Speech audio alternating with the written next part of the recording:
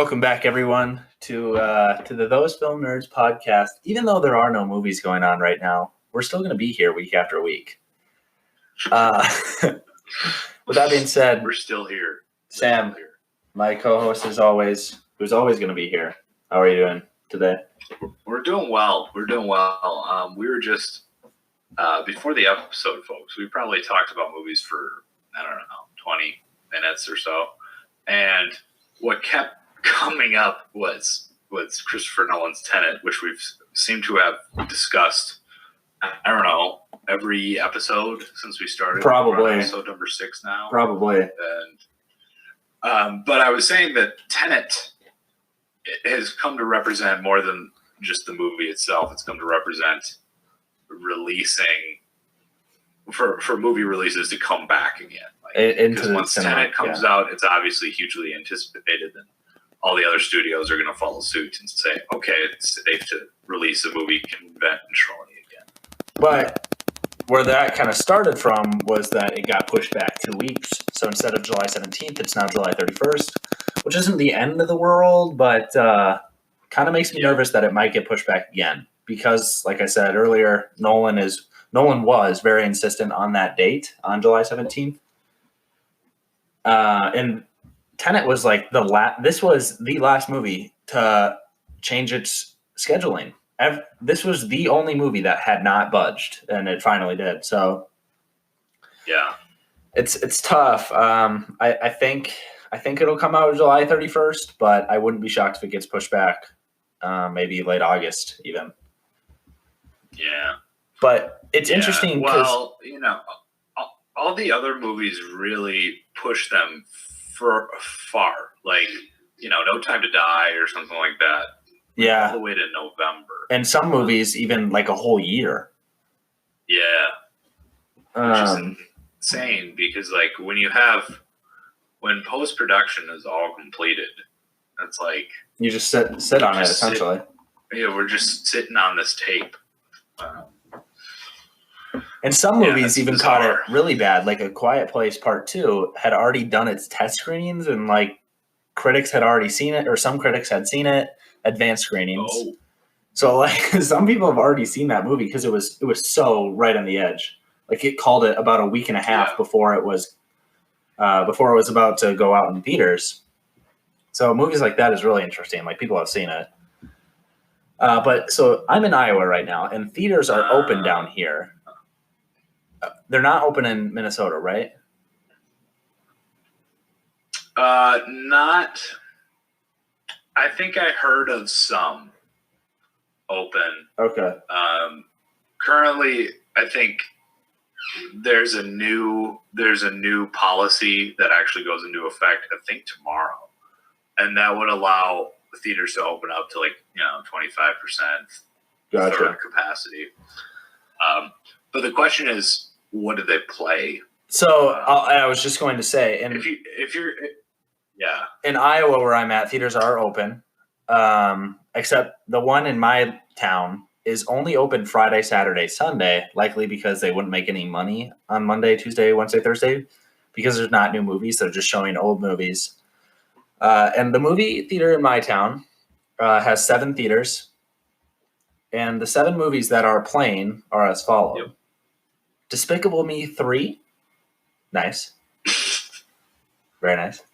The Fighter, the Fighter, the Mark Wahlberg, Christian Bale joint. Who knows? That's so random. It's a decent movie. Mean Girls from 2004.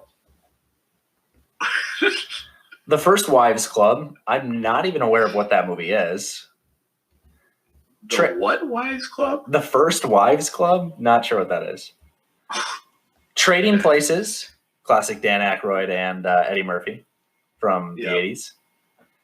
By the way, Eddie Murphy is the only comedian ever in history to be cool and funny at the same time. Just want to throw that in there. That is true. That is very true. No one else is cool. Like Sandler, not a cool guy. No. He's funny sometimes, but not cool. Yeah. That's true. The Muppet Movie from 1979. Got to have that one. Okay. And finally, 1978's Grease.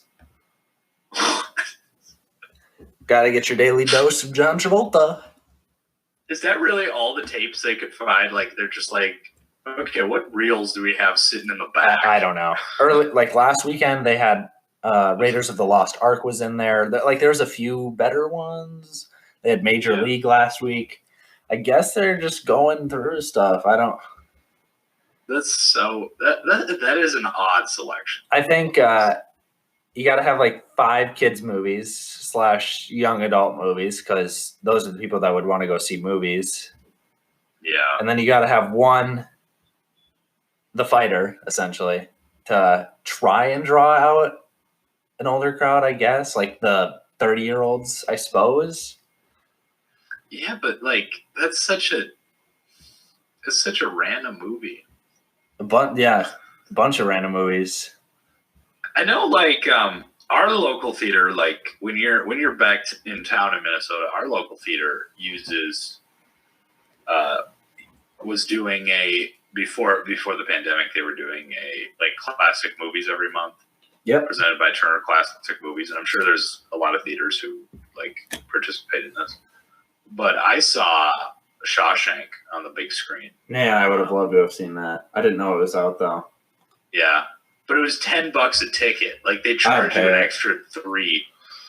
Yeah. To see it, but it was totally worth it. It was great. I stayed the stub because that is cool. It's just a different experience. But it's I'm like, every theater should do that monthly. Yeah. Regardless of what's going on. Like kind of anniversary showings. Yeah. I'm sure you saw it in 2019, and Shawshank was 1994, so it's 25 years. 25th. Yeah. Okay, cool. It's funny. There's also Alien for the 40th, I think. Yeah, Alien is 79. Yeah, you're right. It's funny because, like, we say $10 tickets. Oh my, that's outrageous. But like in California, like LA, you get like a $20 ticket. 15. It's like 15. Isn't that insane? Yeah. I go because I'm weird. I go to movies at like Tuesday afternoons, and Tuesday afternoons they're like $5. Ticket. It's like It's like $4.28 plus tax, which gets an even $5. Yep. And that I'm like, perfect, $5. Even when I go to like the Saturday night showing sometimes and it's $8, I'm like, ugh, $8. I cannot imagine paying $15 every time I want to go see a movie. Yeah, well, it's like if you think that business model is sustainable, at least in California, then you're kidding yourself. But here, I think we both agree that there will always be a place for movie theaters, regardless of what happens technology-wise, just for people who enjoy that niche, the experience, and enjoy the experience of going to a theater. Similar to like how I always think there will be like Barnes and Noble. Like I think there will always be people who want to go to a physical bookstore, and like browse. Yeah. The theater industry is definitely dying, but maybe that's a conversation for a different time. Let's get into our main It's topic. related, though. It is related. It is related, actually. Maybe we'll weave that in somehow. Introducing the main topic of today, a little company called Disney. I think I pronounced that right. Did I pronounce it right? I think. I don't know. It's kind of obscure. I haven't heard of it before until just today. When I was doing some research for what episode we could do, and apparently there's a studio called Disney. Quite the popular one at that. Not just kidding. They got their little mouse paws and everything. Yeah. So for everyone who doesn't know, Disney Studios owns like 40% of every movie ever made. Yeah. Well, has been involved in the project. Well, or bought a studio that owned it. Like subsequently afterwards. Like oddly enough, Disney Studios owns the movie Pulp Fiction. What? Disney bought Miramax, which made Pulp Fiction, Miramax Studios, back in like 1998 or something like that. So Disney owns Pulp Fiction. If you sign into Disney Plus one day and you see Pulp Fiction, you'll know why. That's why. That's the thing is like, we'll get into this in a little bit, but the Disney Plus streaming platform. People think, oh, all my favorite Disney movies are on there. It's like, no.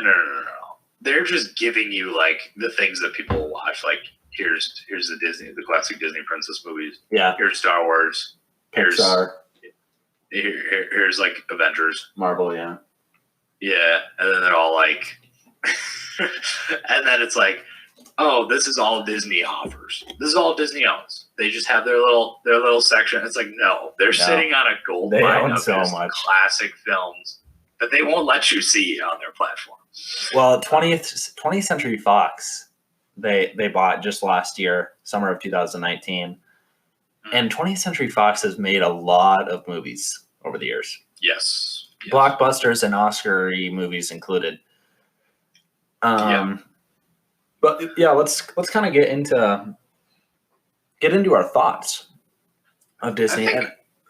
Well, first we need to properly like clarify what we're talking about when we say Disney, because as I mentioned before, here's the thing: as soon as because we both have serious problems with the company of Disney.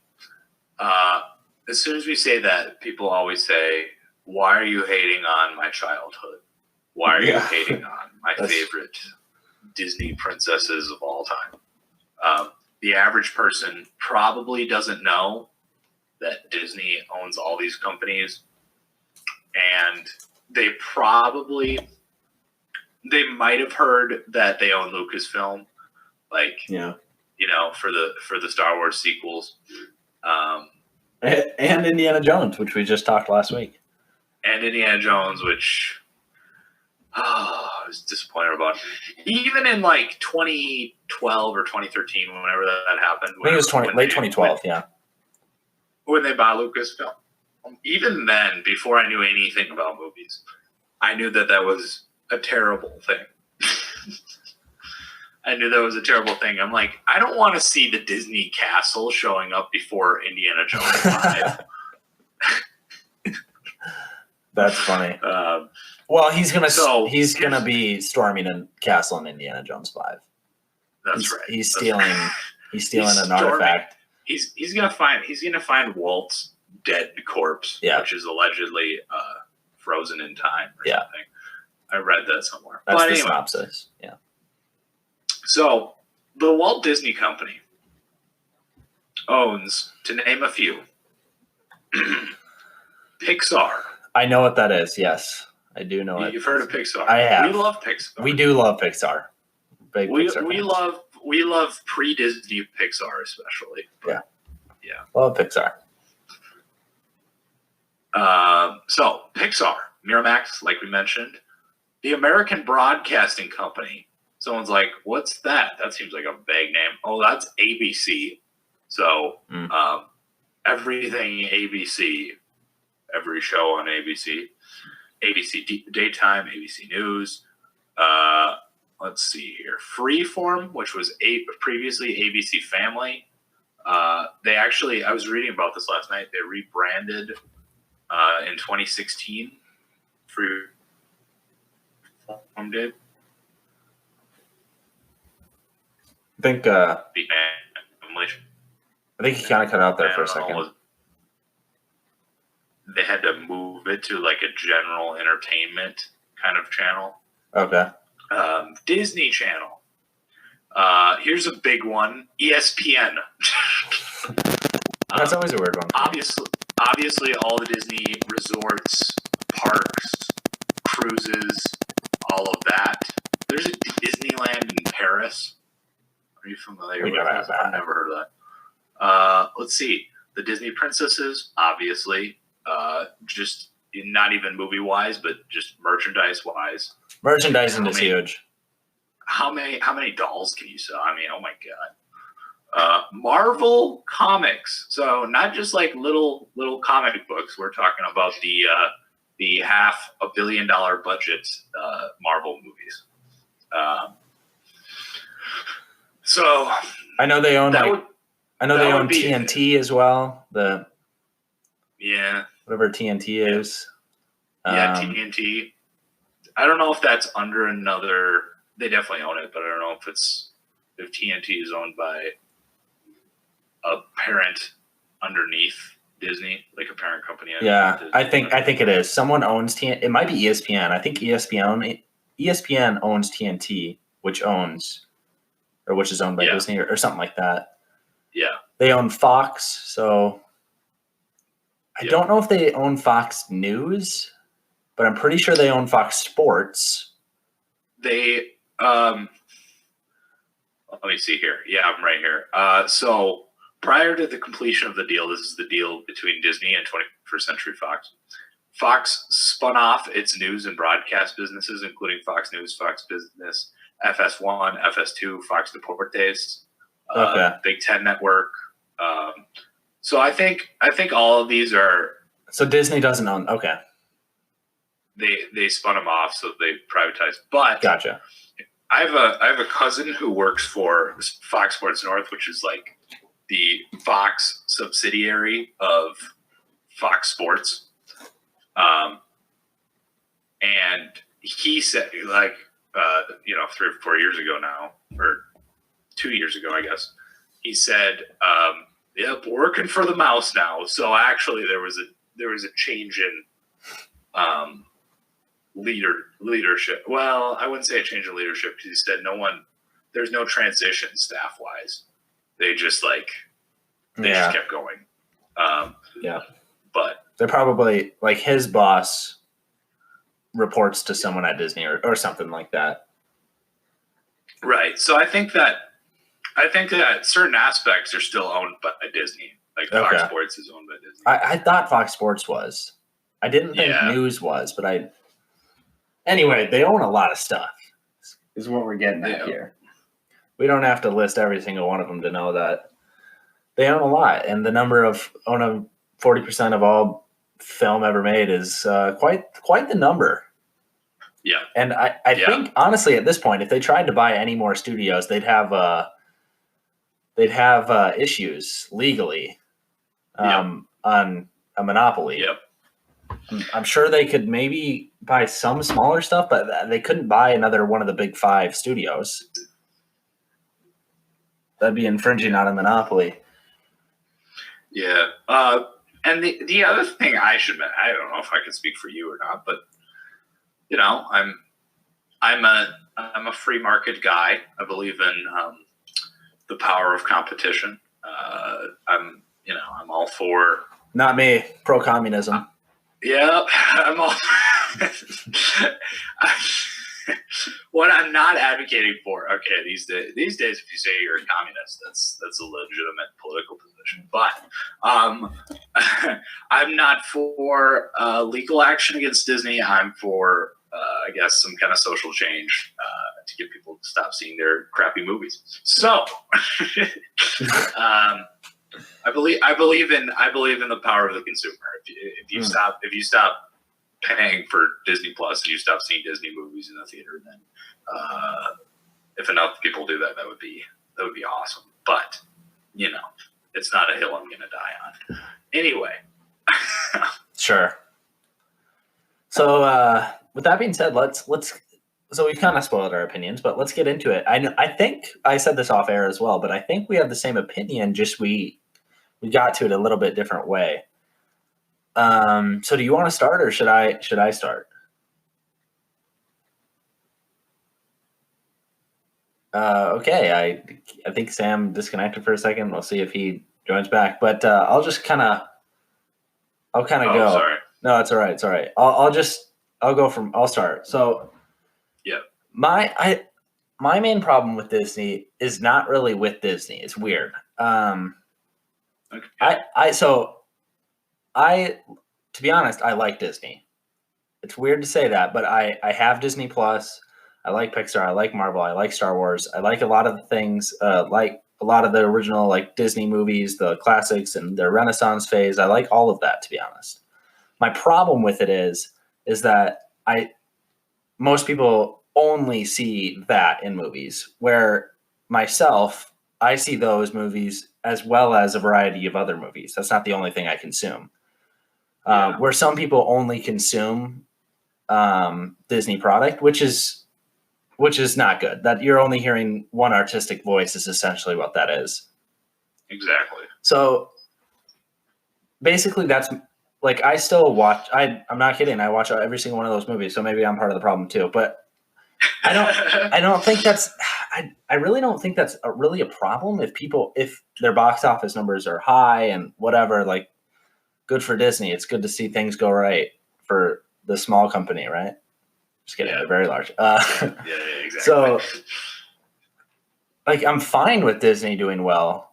But I wish that other people, the general population, would also see other things. Like, I wish they would go see smaller studio movies like A24 or Bad Robot, or name 100 smaller studios. I wish people would go see. I wish people would go see those movies too, just to get a different voice, because Disney's voice is good. Like, they have good messages for the most part, but it's the same every time, you know? Yeah. I think the difference here is that I never really got into Disney what would conventionally be thought as Disney movies. Early on, obviously, I had no interest in princess movies. And, you know, you can go into this whole, like, idea of, like, Disney is sexist with their messaging about young women and how they portray them or whatever in their princess movies. I don't care so much about that. I think if you're a young woman, you can make that decision for yourself. I just didn't like it because I was a young boy. I had no interest in it. And then there was the whole, you know, Avengers, which is essentially like Disney princesses for young boys, the equivalent, I guess. And I had no interest in that either, because I remember seeing the first Avengers movie, and after hearing a lot of hype about it, all my friends saw it and they loved it, and I just wasn't into it. I thought it was kind of boring. Yeah. I was like, well, that's cool, but so there's that, and then I just started reading about Disney, and I was like, oh, really? They're going to do this? They do have a couple questionable choices that I have problems with as well. Yeah. And I mean, to your point about the creative differences, like you're kind of getting the same message. I guess that's true to an extent. Like if you're getting a movie made by Disney, the one thing you can guarantee is that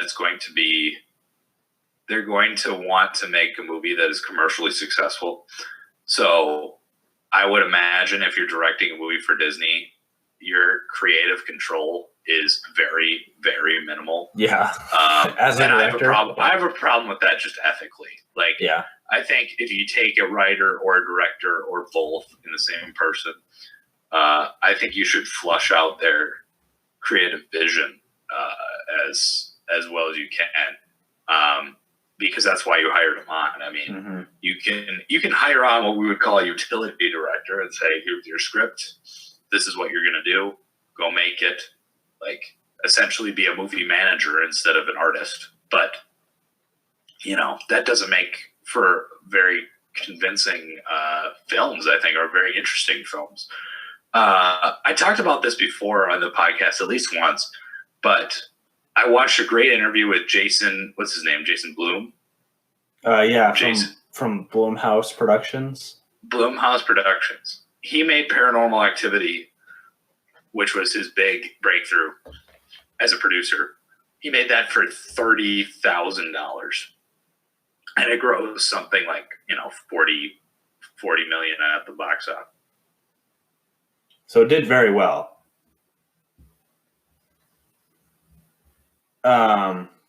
Man, Sam keeps cutting out. That's all right. So what he's trying to say is that something like a small independent movie like Paranormal Activity, where it's made for super, super cheap, but does gross a lot of money, but not like Disney numbers, is still really good, obviously, by making that much money. But that it could be better is what it's trying to. Are you back, Sam? Yeah, I'm back. Sorry, my internet cut out. But okay, so my point about Jason Blum is that as a producer, he has this philosophy that I think every producer should really follow, and that's the idea that just because if you have a director and they make a movie that is pretty successful, the next move as a producer is not to give them a bigger budget and a bigger movie, because that's how directors and studios fail.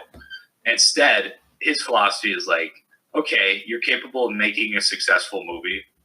Here's the same budget. Go make your own movie. Go make your next idea. Mm-hmm. Like, you get complete creative control. I'll give you this minimal budget. The answer is not to give you a ton of money. Because if it fails, it fails. And we're not in the red, I guess. Yeah, definitely. I think that's one of the things with Disney that kind of bugs me is they make these huge blockbuster movies, which I again, I'll reiterate, I do enjoy, but they're made for like $150 million. I think sometimes, especially some of them are simply bad. I like good movies, and some of them are good, and if the bad ones irritate me in a sense where you spent $150 million on this. I know plenty of movies, Reservoir Dogs, like the first Paranormal Activity, A Ghost Story. There's lots of movies like that are made for less than $100,000. 100,000, not million, 100,000. Yeah. That are like diamonds in the rough that not many people will see because it's such a small budget and just it doesn't get the hype, and then nobody sees it. Where if you take that $150 million and give it to, I don't know, 150,000 people, you give $100,000 to every single 150,000 film students and say, go make a movie. We'll see what you can do. Pretty sure of those 150,000 movies that are made, obviously not all of them are going to be good, but like there's going to be some that are really good. Yeah. And that's a missed opportunity in my eyes, at least. Does that make sense? Yeah. Well, we could just be getting so many more movies, more original ideas, and yeah. Because and this is the other thing Bloom talks about is he's like there's a beauty to making a movie where you have serious budget constraints. I love the movie Rocky. They shot that for $1 million, and they shot it in like 3 weeks or something like that. And Sylvester Stallone is constantly talked about. He's like, well, the movie wouldn't be the same if, the entire crew wasn't living out of the same trailer. And we were all like, we were all going like doing our business in the porta potties.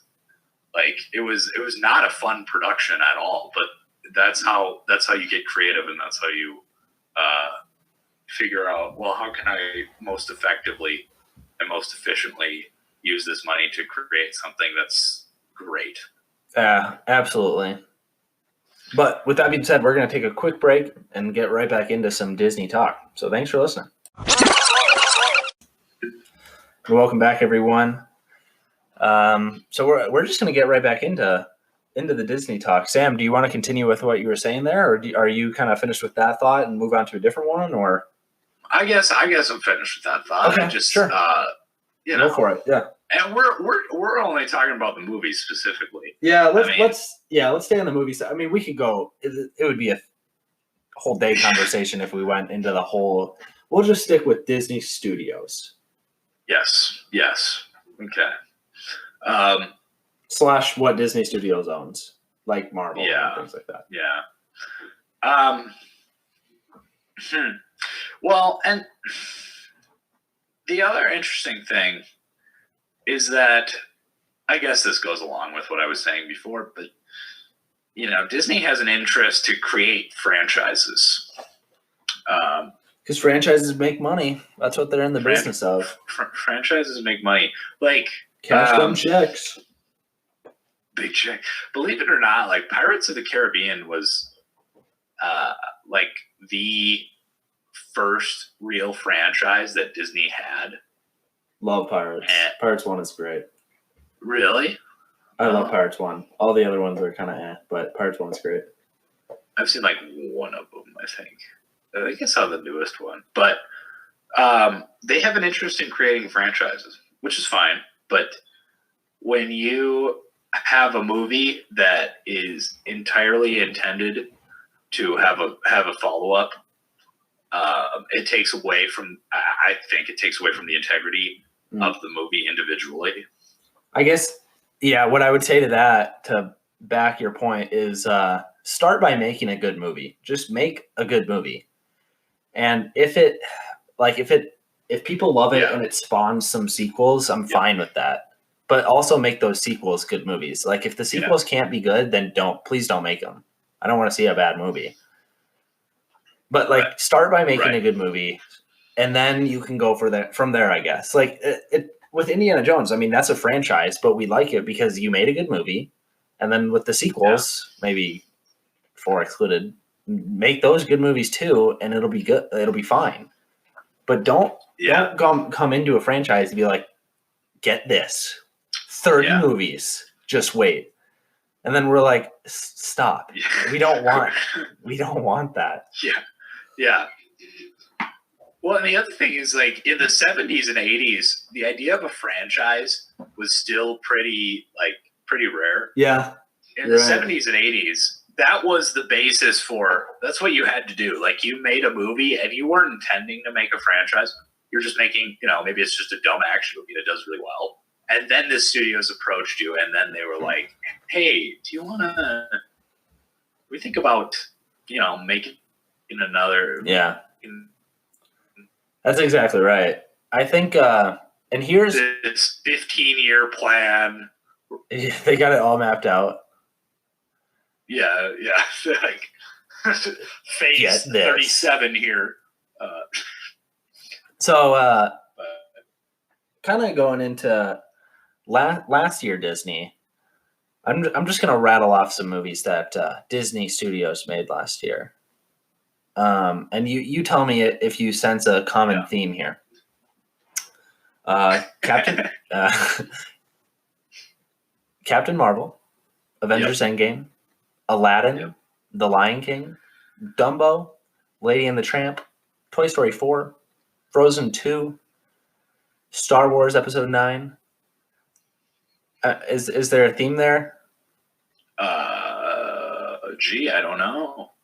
I think the theme is that there is no original content. I mean, obviously, all the sequels are not original because those are prior characters and a story already. Yeah.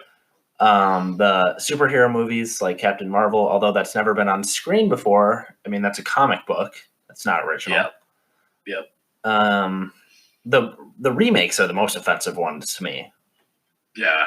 The remakes are Aladdin, Lion King, Dumbo. Well, you are part of the problem. Didn't you go see Lion King in the theater, though? I did, because I wanted to see what Favreau would do with it, because I like Favreau as a director. I think Chef is great.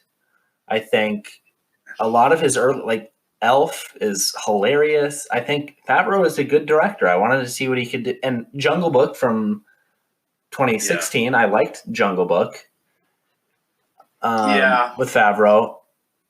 And so I was kind of excited. Lion King is the original 1994 is amazing, one of the best animated movies of all time. So I just wanted to see what he could do with it, and I also saw it because I see literally every movie.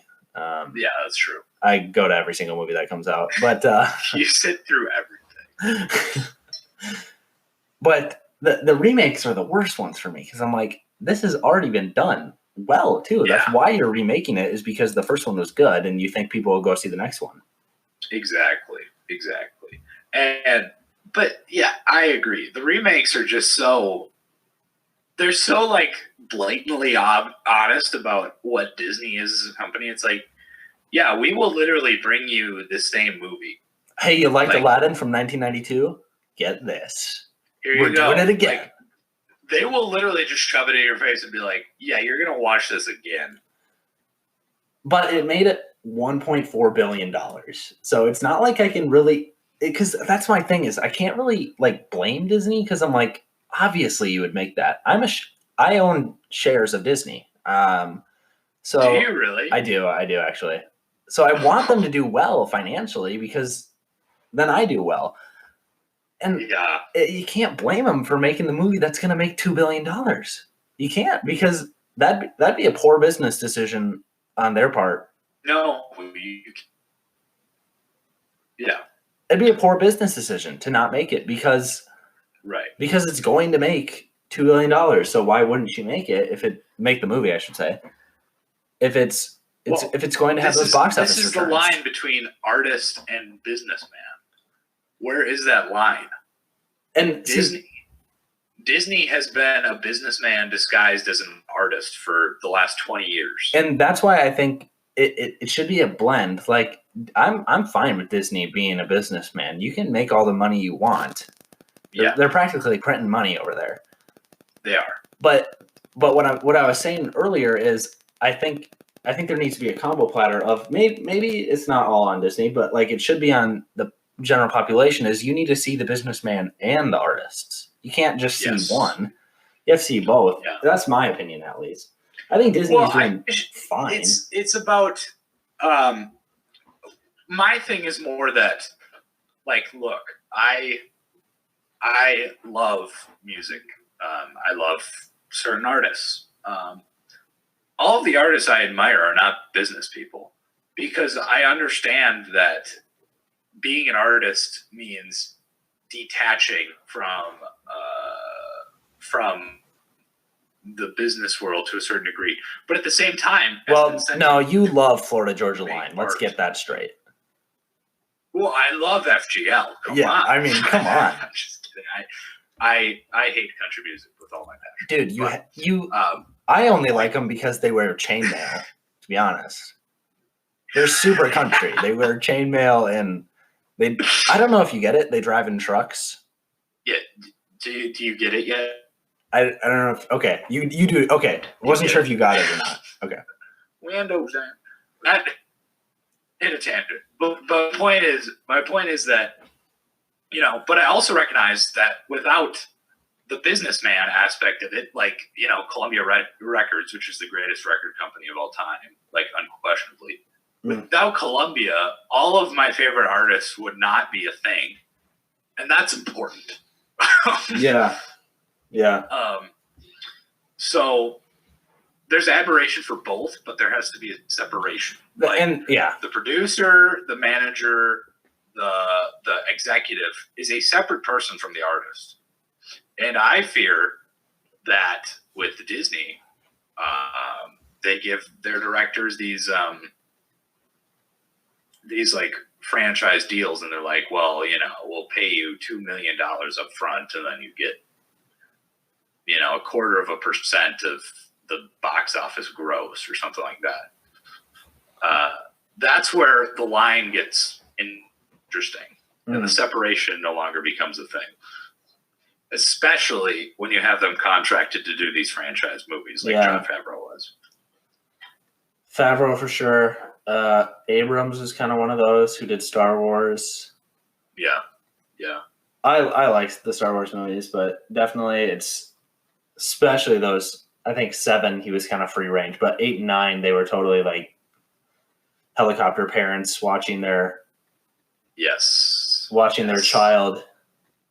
Well, they already messed up their child so much. The child had a face tattoo by the time 9 came around. It was like hiring the same babysitter. The same babysitter. All right. We installed cameras this time. Okay, so you didn't do great last time, but we'll give you another shot. That's good. We'll give you another shot. The other thing is like, well, I guess what'll be interesting to watch is Taika Waititi do another Star Wars movie, because he is obviously an individual talent. Like he is obviously capable of being in complete creative control of his own movie. I mean, the guy made a documentary about vampires, for God's sake. Yeah, but what's interesting about Waititi is he made Thor Ragnarok. He was the director of that. Yeah, that movie. I had no that interest movie's great. in seeing that. I would never see that. Sure. But I that movie's great. I love Thor Ragnarok. And I'm pretty sure he had a lot of creative control in that movie. So I think if Kathleen Kennedy kind of lets him go, I think he could do something cool with it. That's what I wish that Disney would do. Like, get interesting directors to make a movie. Don't try and do anything else but that. Get interesting directors like Waititi or Abrams when he first signed on for Star Wars Episode 7. I just let them go to work. That's all I want you to do. yeah, but that's a scary proposition for the stockholders like you. I don't care. Stockholders don't want to hear that. Pretty sure Star Wars is going to make $1 billion anyway. It doesn't matter who. Yeah, but it's not Star Wars necessarily. It's the idea of anyone making their own individual movie. Like Tarantino would never do this, but if they hired Tarantino and they're like, we want you got a script written? Awesome. We want you to make that. Go ahead. We'll give you all the money you want. It's funny. That is not what the stockholders want to hear. No, you're right. It's funny because Tarantino was kind of signed on to do a Star Trek movie. Sort of? Yeah. For anyone who doesn't know, Tarantino was going to make an R-rated Star Trek movie, which would not have gone well, to be honest. But that, thankfully, is canned. Will not ever see the light of day. Good. Yep. Yeah. Well, do they own Star Trek? No, Disney doesn't. That was kind of just another tangent. But, Disney does not own Star Trek. I think that's Warner Brothers or something like that. But the thing about that is, like, Sony? Tarantino only wanted to make Star Trek movie because he loved Star Trek. Yeah, it was not for the money. Yeah, exactly. Yeah. That's why he was going to make it rated R. And he wasn't going to have it be PG-13. He was going to let it be PG-13, which is the ultimate hack. Like, look, as we discussed last week, Temple of Doom basically created the PG-13 rating. But if it weren't for PG-13, Disney would or the Disney we know today would not exist. Yeah, because a lot of away movies with are so PG-13. much with that PG-13 rating. Yeah, they straddle the line. They're allowed so much. Definitely with the Star Wars and Avengers movies, for sure. Yeah, there's a very strong argument that the what is it called, the parental guide. Whoever gives the movie a rating for audiences or whatever, but there's a very strong argument that should not exist just because they're crazy and consistent with what they allow. Absolutely. And there's very strong evidence that they give leeway to big franchise movies because it's like, well, we want to get people in the theater, so PG-13. Don't make it rated R because some people won't come. Exactly. But you think about the evolution of PG-13, even 13 years ago with The Dark Knight, that movie was rated PG-13. Was The Dark Knight PG-13? Really? Yeah. Yeah, and now you watch it today, it's like... Kind of shocks me, to be honest. Yeah, this is so boiled down. And we understand that their target market is those preteens to... Yeah, 14-year-olds. 16-year-olds. So they want to get... There's no allure. Okay, so the 13-year-olds can't watch an R movie in the theater. But they're also not interested in the PG movies because those are baby movies. Well, they're too cool. So they give it...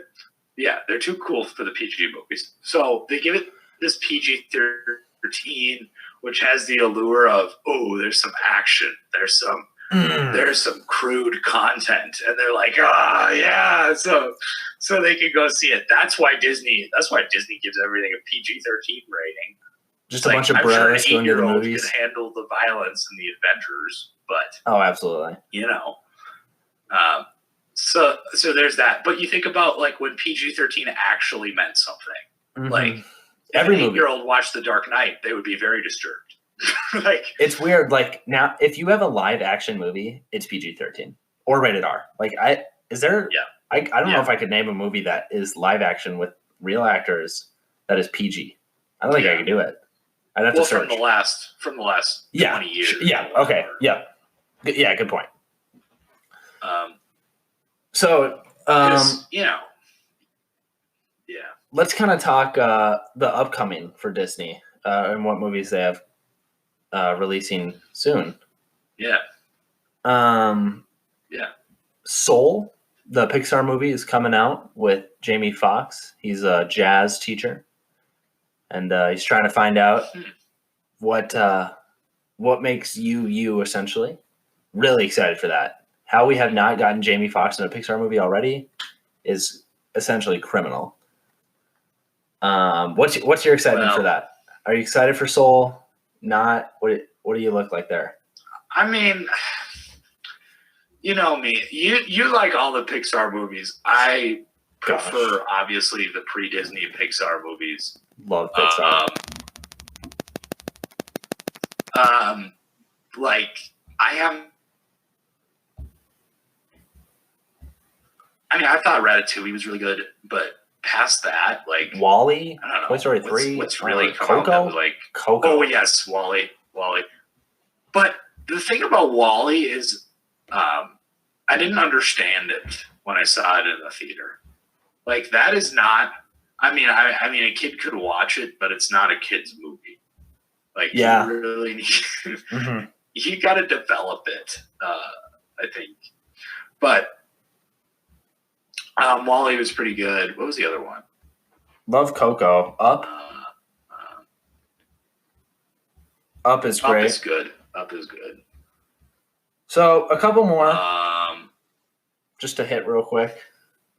Artemis Fowl, that just came out on Disney Plus. It's based off of some books I've read back way long ago. But it's good because it's 10% on Rotten Tomatoes, which is what you want to see, you know? Right. Exactly. I'm sure that'll start the franchise. That's good. Mulan, obviously, the remake of... I actually have not seen Mulan, the original. Maybe I should watch that before I see this one. I think I did see it. I remember there's a scene where, for whatever reason, the dragon has an African-American voice. And the dragon is not in this one. But he says, "You're the man." Well, sort of, because get it? She's a girl. Oh. So some of these, which I don't know what they are. That really landed. We'll just, I'll run through these ones quickly. Empty Man by 20th Century Fox. Don't know what that is at all. Looks like a horror movie, though. The One and Only Ivan. Yeah. No idea what that is, but it has Angelina Jolie and Sam Rockwell. I'm always in for Sam Rockwell. What? The New Mutants. This one's interesting. I do. I love Sam Rockwell. New Mutants is interesting because this movie was made back in 2015, and every single time it was supposed to be released, it just kept on getting delayed because it's a terrible movie, I'm assuming. Yeah.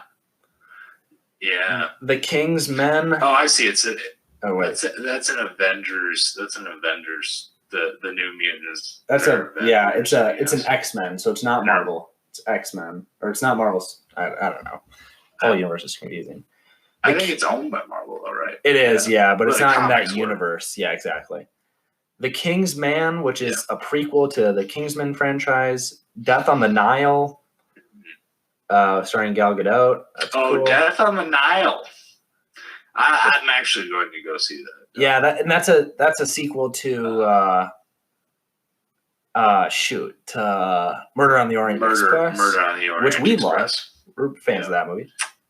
Yeah. And here you go. I really enjoyed that. This is where people will get lost. The French Dispatch is an upcoming Disney movie.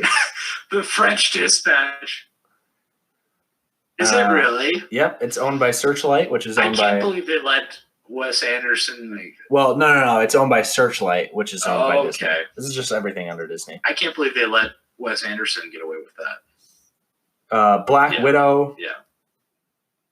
That's the upcoming Marvel movie. Soul, which I've talked about. Inevitably. West Side Story, directed by Steven Spielberg. Excited for that. Who's that?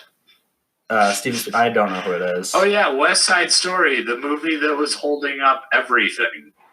We needed a including Indiana Jones 5. and to be honest, that's what I really needed wanted. a remake. I needed a remake of West Side Story. 60s version wasn't enough. I remember sitting through West Side Story and being like, when is Steven Spielberg going to remake this? With Ansel Elgort. I need that. It's just... The Eternals, another Marvel movie. Raya and the Last Dragon. Not sure what that is, but it stars Awkwafina, so it's got to be bad. Just kidding. Sorry, Awkwafina. Shang-Chi and the Legend of the Ten Rings, another Marvel movie. Cruella, which is the villain of 101 Dalmatians, starring Emma Stone. So, I guess. I mean, Emma Stone is. She's gonna play Cruella DeVille or whatever. Emma Stone is so wonderful. So, I guess I'm kind of in for that. Another Spider-Man movie. Yeah. Jungle Cruise with Emily Blunt and Dwayne The Rock Johnson. Excuse me, Rock the Dwayne Johnson. Mm-hmm. Love Emily Blunt. Rock the Dwayne Johnson. Huge fan of Emily Blunt. Emily Blunt is lovely. Yeah, she's great. Yeah. Hamilton, because doesn't everyone want to see a movie about the play Hamilton? I know I do. Lion King wasn't enough for me. Yeah. Doctor Strange in the Multiverse of Madness, another Marvel movie, and of course, what everyone's excited for, Avatar 2. 2021, baby. Because we all need that 12-year sequel to come out. Well, he's got five films planned, right? Yeah, James Cameron is directing the next 4. James Cameron has done nothing for the last 12 years. James Cameron has not done a single thing since Avatar. He's the most pretentious man ever. Sit in the basement. Yeah, and just start editing like all of the master plan, the full 5-film spectacle that is Avatar. So then we have Thor, Love and Thunder, Black Panther 2, which I'm really excited for. I love Black Panther. Captain Marvel 2. Yep. Untitled Indiana Jones film, which is number 5. And then we have Avatar 3, Avatar 4, Avatar 5. And that's all that is on the schedule. There's a couple that I skipped that I have no idea what they were and probably wasn't worth talking about. But that's all they have. Just real quick back to Avatar. I just want to read through these titles just for the listener to hear. One second. I know Avatar 2 is called Avatar, The Way of Water. Yep. Yes. We needed that. I don't understand. Why can't we just use the number 2? Like, why do we have to do colon and then like Toy Story does it right. Just call it Toy Story 4, Avatar 2. Like, I don't need Toy Story 4. Forky's back or something. Like, I don't. Stupid. Here you go. This is the best one though. Avatar, This is artistic vision, man. Yeah, you're right. I don't understand it. It's art. So the third one, Avatar, The Seed Bearer. You take that as you will. What? That's like Seed Bearer. We're going to be planting gardens in Avatar 3. That's the worst title I've ever heard. Avatar, The Tolkien Rider. Nice. And the last one, number 5, Avatar, obviously. The Quest for Iwa. Not sure if I pronounced that right, but there you go. There's the Avatar movies. But Tolkien? Yep, Tolkien Rider, and then Iwa, whatever that is. So what is a Tolkien? It's Avatar lore, obviously. You gotta didn't you read Wiki Avatar? My word. Okay. So I subscribe to AvaWiki. Yeah, I do too, actually. I'm a contributor, to be honest. I write many blogs. I'm a contributor. So right. There's Disney in the upcoming. So yeah. We're in for more of the same, folks, is what it comes down to. But do you have any more thoughts on Disney? I'm done. I'm done talking about it. Yes. I think that I think that here's the thing, people. I'm not going to tell you which movies to see. Actually, wait, no, I am, because that's the definition of this podcast.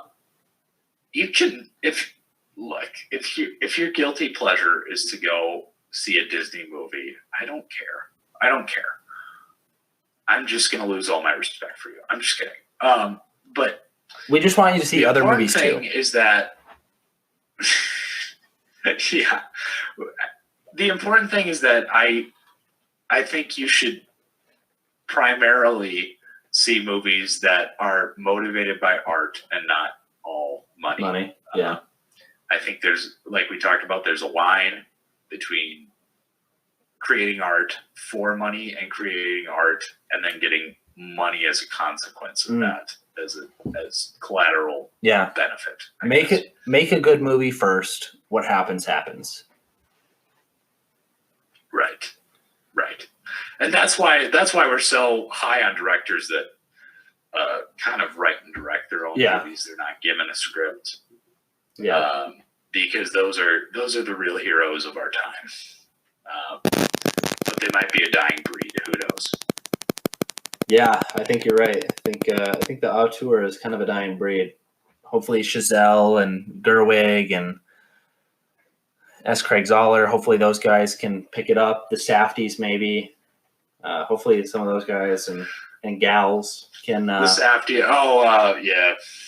Eggers. Really, hopefully they can. The next level of filmmakers can really transition us to a new phase where we don't have to rely on blockbusters / old directors.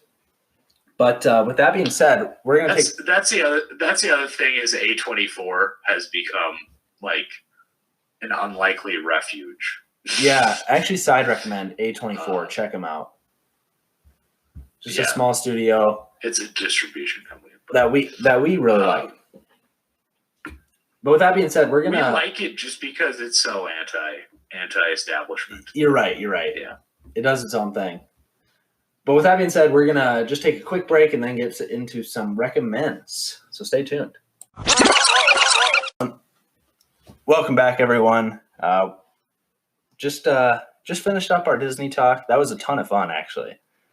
And then we're gonna hit some recommends here before we get out of here, and then tease what next week's episode is gonna be. But Sam, do you have a recommend for the listeners out there right now? I do. So, yes, I do.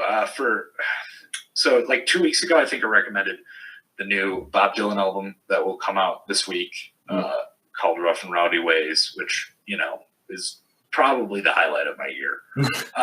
The other thing that's coming out this Friday, same day actually, is a similar musician, kind of from the similar mold, but obviously not as great as Dylan, but still pretty great. Neil Young. This is an interesting story. Neil Young wrote and recorded this album like sometime in the mid-70s. And it was all about his most recent like heartbreak, like breakup, I guess. The entire album was. And at the time, he recorded the entire thing, got it all mixed, all produced. And then he decided not to release it because it was too emotional for him, like at the time. So now, 40 plus years later, he's releasing the album, like the original recordings of this album. And I think like 3 or 4 of the tracks went on to different albums, like sprinkled on. But, the bulk of the album is just new material that we haven't heard before, but it's not being released as like an extras or bonus track series. It's its own album, which is pretty cool. So I'm excited for that. The album's called Homegrown, and it'll be released this Friday, June 19th. So check that out if you are into the 70s singer-songwriter kind of, genre. Yeah, sure. So check that out, and then check out Bob Dylan's new album as well. I know, Sam, you just mentioned it again, but yes. That's also coming out this Friday? Unbelievably hyped, yeah. Okay, sweet. So I'm going to recommend... go ahead. This is a tough choice for me because I wanted to recommend like seriously like 5 things this week. So it was tough to nail it down, but I think this is one that I was just thinking of this week a ton. So I'm recommending this. I just finished up this director's filmography, that director being Paul Thomas Anderson, and I'm going to recommend my favorite movie from him, which is Boogie Nights. Love me some Boogie Nights, man. I couldn't stop thinking about this movie this week and last week. I don't have many 5 stars, and this is one that's definitely in contention that I'm going to have to rewatch very soon because it's so good.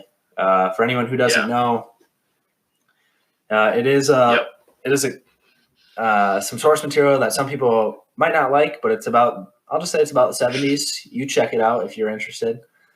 And I just love this movie. It's one of the best acted movies I've ever seen. One of the best directed, one of the best shot, edited, the whole package. It's great. Paul Thomas Anderson is truly a genius for this movie.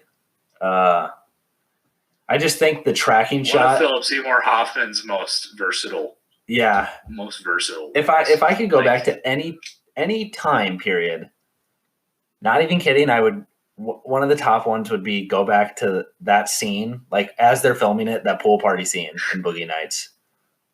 That would be one of the ones I would like. Oh, what a movie! Which gym do you go to? Mark Wahlberg.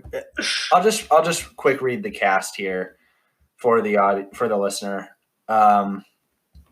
Boogie Nights cast includes Mark Wahlberg, Julianne Moore, Burt Reynolds, Don Cheadle, John C. Reilly, William H. Macy, Heather Graham, Philip Seymour Hoffman, Philip Baker Hall, Robert Downey Sr., which is the father of Robert Downey Jr. Oh yeah, he is in it, isn't he? Yeah. It's an absurd cast. PTA is a genius. Go check out Boogie Nights, please, and let us know what you think of it. And then let us know what you think of the albums too. Yeah, that'd be nice. That'd be nice. I probably won't care, like, because I'll love both of them. You're just gonna be like, this is great anyway. Come back if you come back and say that was terrible, I'm gonna be like, you. But yeah. So, and that reminds us, email in at thosefilmnerds@gmail.com. Yep. With any thoughts, opinions, hate mail about ripping on Disney. Yeah, whatever. obviously. Send that in, please. I just want to say I'm on record. Yes. I still enjoy some Disney movies. Also, email in 2 actors because I do kind of we skipped that bit this week, but I do want to continue that sometime. Email in 2 actors, and I'll try and link them. And just to tease next week's episode, there's a new movie out on the Netflixes called Da 5 Bloods, a Vietnam War movie. Da being D-A, and then the number 5, and then Bloods. It's such an odd title, but that's Spike Lee for you. So directed by Spike Lee, starring Chadwick Boseman, a Vietnam War movie of 4 African-American soldiers going back to Vietnam to find their officer who died. Yes. Couldn't be more relevant at the moment. So definitely go check that out. And then come back next week for a review of Da 5 Bloods. But Sam, where can I find you on Letterboxd? You can find me on Letterboxd at sjdierberger. And where can I find you? We'll put the links in the description, obviously. Nope, you have to spell Dierberger for yourself. You have to find Dierberger yourself. Everyone try and sound it out. It's very long. You can find me on Letterboxd at willspalding. And then find us, as Sam said, at thosefilmnerds@gmail.com. Send us in your thoughts, opinions, and thoughts again. And then find us on Instagram as well at thosefilmnerds. Yes. Reach out to us. We do enjoy that. That is cool. But stay tuned next week for, again, our review of Da 5 Bloods. And with that being said, thank you for listening, everyone. We'll see you next time. Excellent. Thanks so much. Have a good one. Bye.